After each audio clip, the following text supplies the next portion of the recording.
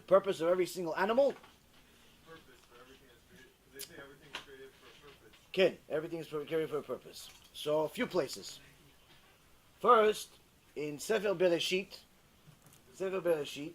beginning of the Torah, we learn that Kadosh Baruch Hu gave Adam HaRishon a job.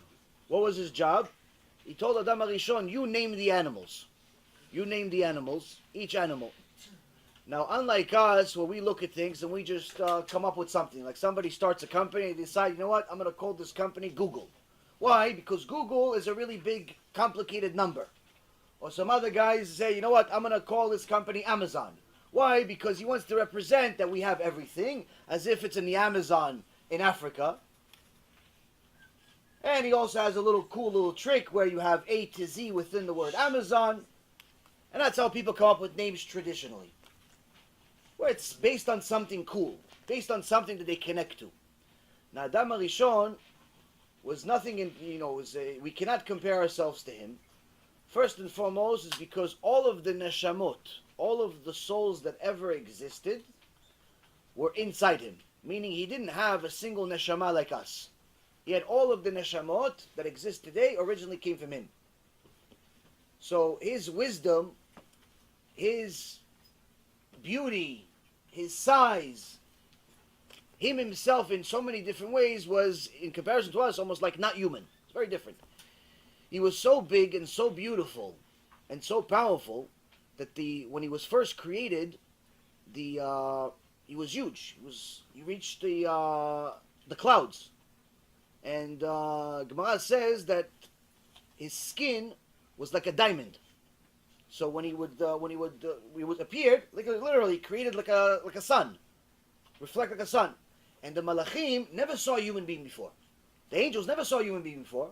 So they thought maybe he's God in human form, because they never saw such a beautiful thing like this. But that's why Hashem put him to sleep and took the rib and made Chava, made Eve from that. And the Malachim, right before they said Kadosh, Kadosh, Kadosh, because they thought he was God, they saw he fell asleep. Okay, he's not God. So anyway, Hashem gave him a job. One of his jobs was to use the wisdom that HaKadosh Baruch Hu gave him to name every creature. And the way he decided to name every creature is by simply looking at the creature. He would know the essence of the creature. He would know every single thing that has to do with this creature and what motivates this creature. So for example, he named the horse Sus. Sus. Why Sus? Sus comes from Sas. Sas is to run into battle. And that's, in essence, the one of the biggest missions of a horse throughout most of the generations until the last century has been to be the war animal. It's the only animal that runs into war, whereas all of other animals run away from fire, run away from war. The horse loves war.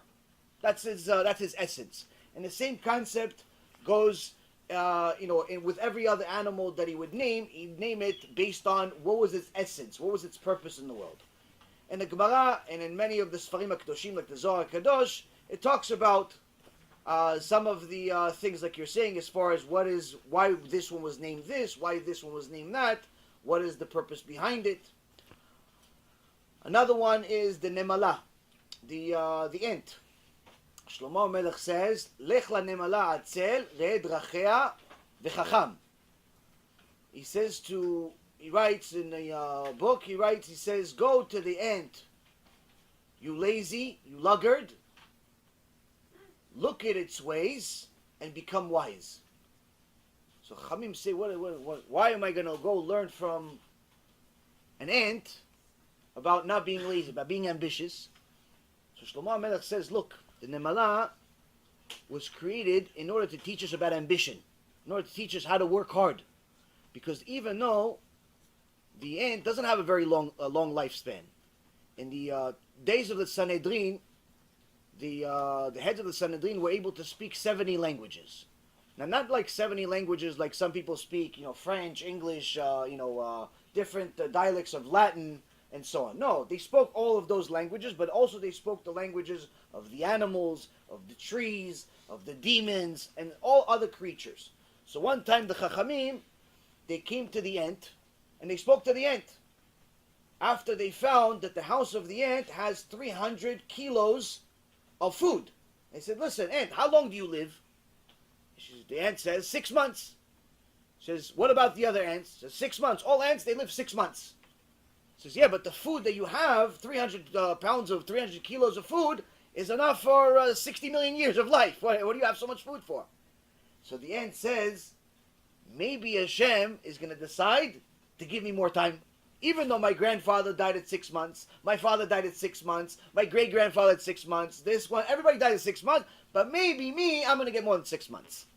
Meaning that the ant doesn't think about, like we, where, oh, what do I get out of it? Maybe it's not going to work out. Maybe this, maybe it doesn't do any calculations. It has a purpose. What's its purpose? To work. Same thing that we learn also, the Chachamim say in the Gemara, you can learn a lot of musar. If we did not have the Torah, we would have to learn our ethics from animals. So for example, the trait of being clean. The trait of being clean we would learn from cats. Cats are notoriously very clean animals. You see them constantly licking themselves and cleaning themselves. And every animal has a different thing that a person would learn from. Another part that we see in the Torah, that part of the purpose, that HaKadosh Baruch Hu used some of the animals in order for us to fulfill the mitzvot. So the Zohar HaKadosh says that Hashem looked at the Torah as a blueprint and then he created things based on it. So he saw, okay, I have kosher laws in the Torah, so therefore I have to make kosher animals. I can't make all animals kosher because then kosher would have insignificant. Everything would be kosher. So he has to make kosher animals and non-kosher animals. So the kosher animals, if it's a cow, then or if it's a cattle, then it has to have two signs. It has to have split hooves and it has to chew its cud, regurgitate its food. If it only has one sign or no sign, then it's not kosher. So for example, a lion doesn't have any signs. It doesn't have split hooves and it doesn't chew its cud. A cow has two signs. It has split hooves and it chews its cud. Same thing with a deer. Same thing with a ayil. What's an ayil? What is an ayil in English? No, ayil is goat. Same thing with a deer. No, deer. The ayil is deer. So goat. Same thing with a goat, and so on and so forth. All the kosher animals, they have these two signs, and there are 4 animals in the Torah that Hashem says these are animals that have only one sign. These are animals that have only one sign. So you have the rabbit, the herynx, which are similar breed animals, but they're still different species. You have the pig, and you have the camel. So what's the significance of these 4 animals? Hashem has millions of animals in the world. There are over 2 million species in the world that we know of. Over 40,000 different types of fish. How come Hashem decided to name these 4 animals? He says, because you can use this as one of the proofs that the Torah is real, that it was written by God. How? You're never going to find, ever, even with mutation, even with manipulation, you're never going to find a 5th animal that has one sign. Meaning out of all the animals in the world, there's only 4 of them that have this one sign. So that means that anyone who wrote this Torah, he's writing this because he knows, listen, I'm going to have people that are going to say this is not real. And they're going to look for ways to prove that it's not real. Why? Because if it was written by God, God doesn't make mistakes. God doesn't make mistakes. So if there's a mistake in the Torah, that means it's not written by God. So if I could find a 5th animal, just one more animal out of all the animals in the world, that has that one sign instead of 0 or instead of 2, that means that the entire Torah is cancelled. We could all eat bacon on Yom Kippur if we want. Why? Because Torah is fake then. There's one mistake, that means there could be other mistakes. So the beautiful thing is, 3,300 years have passed, and no one has been able to find a 5th animal. Which means that whoever wrote this Torah not only knew of all the animals that existed at that time, 3,300 years ago, but also knew of everything that will ever exist for the rest of eternity. So again, another way that the Torah uses animals in order to fulfill the will of Hashem. One way is for them to have a job in the world. Another way for us to fulfill certain mitzvot. And another way is for us to prove the authenticity and divinity of the Torah. Because once you understand that the Torah was written by God, there's no more questions. Why? There's no more questions of, I don't feel like keeping Shabbat. Why? If God said keep Shabbat, and you don't want to keep Shabbat, you have to be crazy. But if I said keep Shabbat, say, who's this guy, Bechlal? Who's this guy? What do I care what he said? But if God says keep Shabbat, now you have a problem if you don't keep Shabbat. So that's the beauty of the Torah. Torah has endless amount of proofs that it was written by God.